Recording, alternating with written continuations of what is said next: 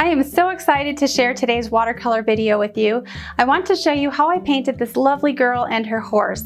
I think there is something in an image like this that can speak to all of us. The universal themes of mutual trust and respect, and that special bond between humans and animals. I'll include a list of supplies I used for this painting in the description below the video. Let's get started. Since this image is fairly complex and there's a lot of details in the horse's bridle, I decided to use the transfer paper method to trace my image onto my watercolor paper. Be careful not to press too hard when you use this method. You want to get a dark enough image that you can see your pencil marks, but not so dark that they show up through your watercolor paints. And since the ears were cut off in the reference photo, I do have to sketch those on freehand, which is pretty easy to do. My brushes today are Silver Black Velvet round brushes, size 2 and size 8, and I have 2 Princeton Neptune brushes, a 1/2 inch flat brush, and a 3/4 inch flat brush. Using my spray bottle, I spray the entire background with clean water, and then use my larger brush to spread out the water evenly to get a nice glossy finish. I want my background to be fairly loose and expressive. I'm using my larger flat brush and taking yellow ochre and painting in the background using quick, short brush strokes, varying the direction that I turn my hand and turn my brush so that it gives it a variety of interesting shapes. I'm adding in some leaf green. This is a Holbein color, just a couple brush strokes here and there to give it an extra pop of that neon color. My black mixture today is indigo and burnt umber, and I'm sticking with my larger brush and painting in the little girl's helmet. I'm trying to connect that shadow shape all the way into the horse's face too. Since both subjects are in bright sunlight, there's going to be a lot of dark areas and light areas. I'm pulling out some of the color from the helmet and just adding an interesting effect, kind of lending some motion to the image. I'm just carefully tracing around the jacket a little bit just to get some color on the paper. For the most part, I'm going to start with the horse, and I'm using the wet and wet technique, painting clean water all over the side of the horse's face. This is the area that's in the light. Once I have a layer of glossy water on the paper, I mix up some burnt umber and a little bit of burnt sienna, which is that more reddish color. And this is my first layer of light color, just painting it on. I'm trying to pay careful attention to the reference photo. When I see color temperature changes, I include those in. So if it's a little warmer, I use more burnt sienna. And if it's a little cooler, I use more burnt umber. I'm trying to carefully paint around the highlights over the horse's eye and along the side of the face. And I'm just alternating between my burnt sienna and burnt umber and painting in a shadow underneath the bridle. Where I see cooler color temperatures, I'm using a little bit of ultramarine in my mixture, which creates a nice neutral gray if you mix it with brown. And then for the ears, I'm starting with a dark, richly pigmented burnt umber, and then adding in some indigo where I want to go darker. This side of the ear is completely in shadow, so it's almost entirely black. I'm pulling some of that paint out and over into the mane so that those shapes are connected, and then darkening up over the eye. Always smooth your edges, especially if you have a bright highlight like that. You want it to look nice and smooth in the transitions without any hard edges forming. I'm just adding a second layer now that that first wash has dried, introducing a more cool blue on the side of the face underneath the eye, painting slowly and carefully with my size 8 round brush. And then where I see some anatomical shapes in the face, some little divots and ridges, and even some veins, I'm painting around those and allowing those to look like they're in the light and more highlighted. You have to paint slowly and carefully if you want to include details like this. There's a dark, almost square-shaped shadow towards the right of the eye, so I'm painting that in, but I'm also allowing some of the hair of the mane to overlap that shadow. To carefully avoid the mane hair, I just swipe my brush upward, missing certain areas. And for the eye, it's a closed eye, so fairly simple to paint, just a couple little lines indicating that. And you can see there's some cast shadows from the eyelashes that I can just paint on with quick, short brush strokes. I'm using a mixture of burnt umber and burnt sienna to add a third layer to the side of the face, continuing to darken, and then adding in a little bit of texture here using side-to-side motions with my brush. Towards the center stripe in the head, I'm going even darker with another layer of burnt sienna and bringing that color over to the other side, using short, quick brush strokes to indicate some of the fur texture as the stripe connects to the brown fur. Inside of the ear, I'm painting on some black and ultramarine, letting my brush miss a little bit of the paper, leaving some highlights. I'm loosely painting on some of the fuzzy fur texture at the top of the mane, but leaving it very suggestive toward the top of the painting. For the mane, you can use lamp black or a mixture of indigo and burnt umber, whatever your preference is for creating black. The mane is mostly black, but there are some highlights, some strands of fur that are catching the light in the brilliant sun, so carefully paint around those. For the right ear, I'm using burnt sienna, and then I gradually water it down for the center of the ear, which is more in the light, and then the inside of the ear is entirely in shadow. You have to blend carefully if you want it to look realistic and like it's three-dimensional. Painting the side of the body, which is a white patch on this Pinto's fur, I'm using yellow ochre and ultramarine to create the shadows inside of the neck.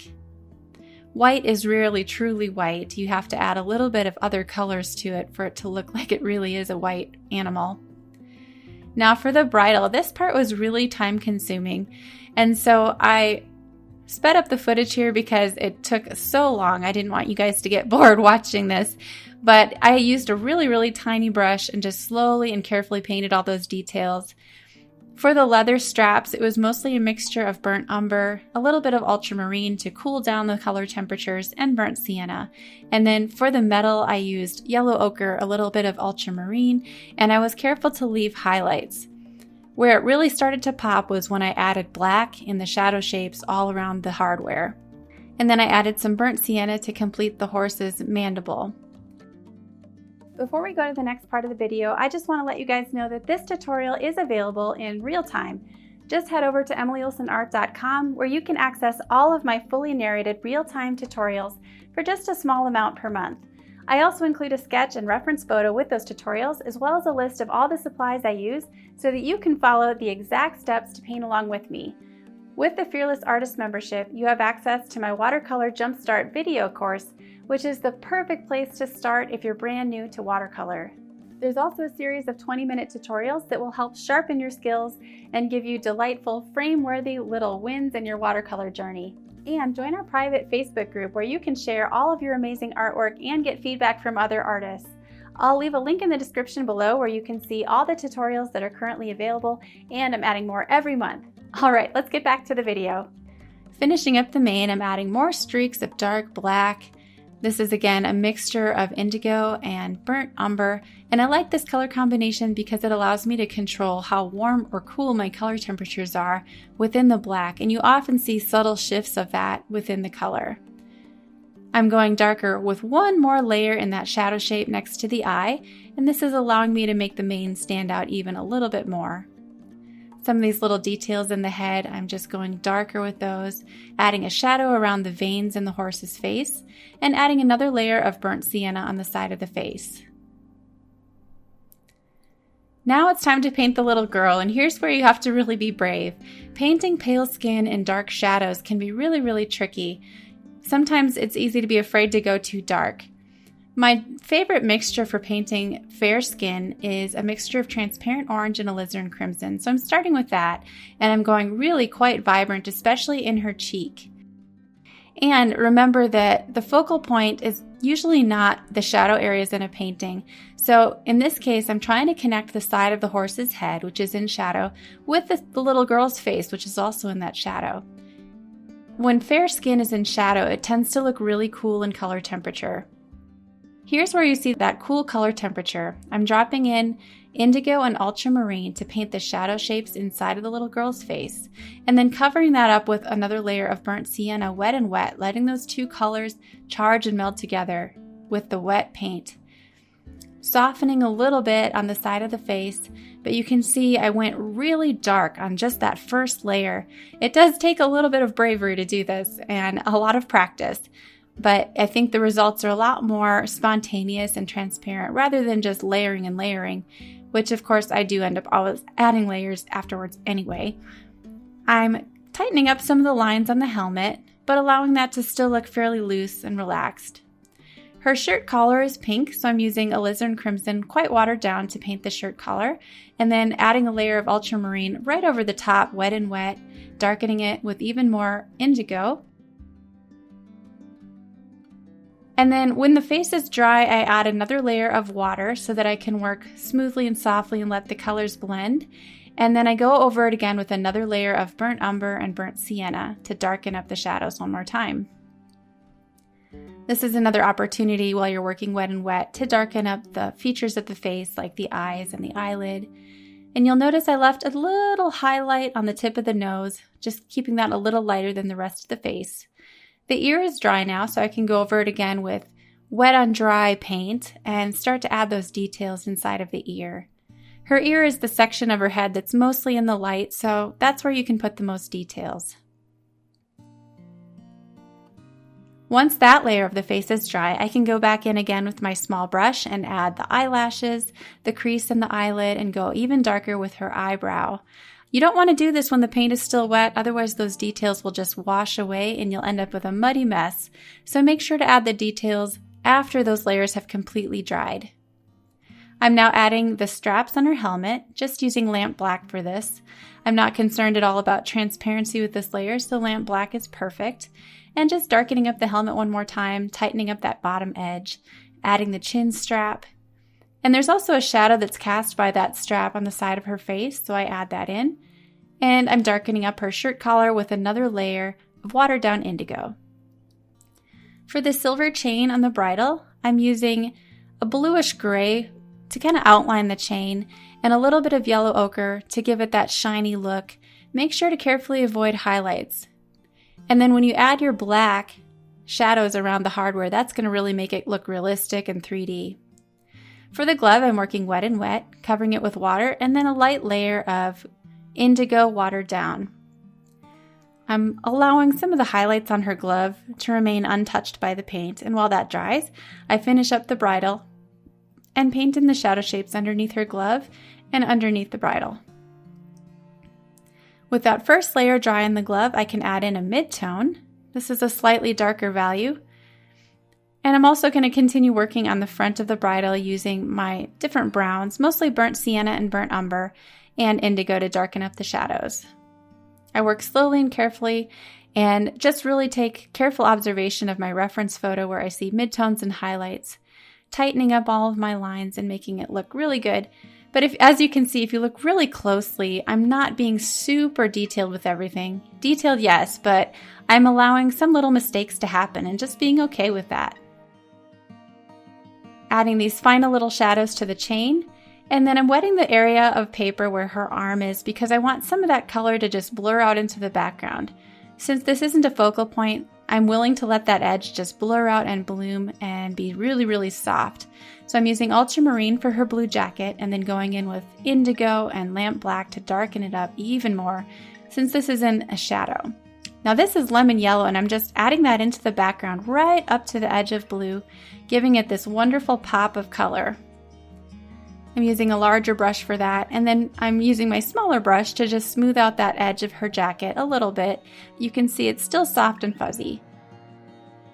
Painting in the shadows between her fingers on her gloves, and once those are dry, I can add another dark mid-tone in between the fingers and just painting around the brightest highlights on her glove. Now I'm adding some more pops of lemon yellow to the top portion of the painting just to balance out the composition. This was risky for me. I don't usually paint with these really bright colors, but I was so happy with it and I was happy with how that turned out. Now mixing up my skin tone again, this is alizarin crimson and transparent orange, and I'm using that same color for the muzzle of the horse. Since it's a white muzzle, a lot of times you'll see this peachy color on the white fur on a horse, and so that's what I'm using. And then I'm taking my ultramarine blue and painting that right up to the peach color, allowing those two colors to blend naturally on the paper. I'm filling in the dark shadow shape underneath the bridle one more time, going even darker with that, and then using lamp black for the nostrils. For the nostrils, you'll want to use a lot of smoothing techniques to make sure you don't end up with any hard edges, and just be really aware of the subtle value changes that are happening as the nostril turns into the shadow and then comes out towards the light. Continue to add layers as needed if you need to darken up the muzzle some more or add some details. I'm adding some more details on the front of the mouth, this long streak right here, indicating the turn of the cheek and the anatomy there, and just a couple little tiny brush strokes indicating the little wrinkles in the cheek. I'm taking some burnt sienna and bringing that right up to the edge of the nostril, and that's helping it look more highlighted. Darkening the shadow in the white stripe one more time. You can see it's definitely not true white. There's a couple layers of blue over that. And then once the muzzle is dry, I can add little whiskers and darken up the shadow underneath the mouth. All of these are just final details. Now the very last thing is the jacket, and I'm allowing this to be a looser section of the painting. Since it's not the focal point, you can go a little less detailed here. Also, it's very, very dark and you can't see a whole lot of detail anyway. So working wet and wet, I'm using my lamp black in the darkest areas of the jacket, and then my indigo, slightly more watered down in areas of the jacket that are more in the light, and just really loose, quick brush strokes for that. I'm using a more detailed brush for the other glove that's underneath the mouth, and just trying to work with really specific brush strokes, trying to get each value and color exactly right on the first pass. This is easier said than done. For the straps, I'm using burnt sienna and just painting those in really quickly in one loose wash. I'm adding one more layer to her shirt to darken that up, a few fuzzy details around the star and the center stripe on the horse's head, using quick short brush strokes to add that fur texture. And there is our finished painting. I hope you enjoyed this video. If it was helpful, go ahead and give it a thumbs up. That really helps me out as a creator to make more high quality free content like this for you guys. And subscribe if you're new here so you never miss a new video. Thanks again for watching.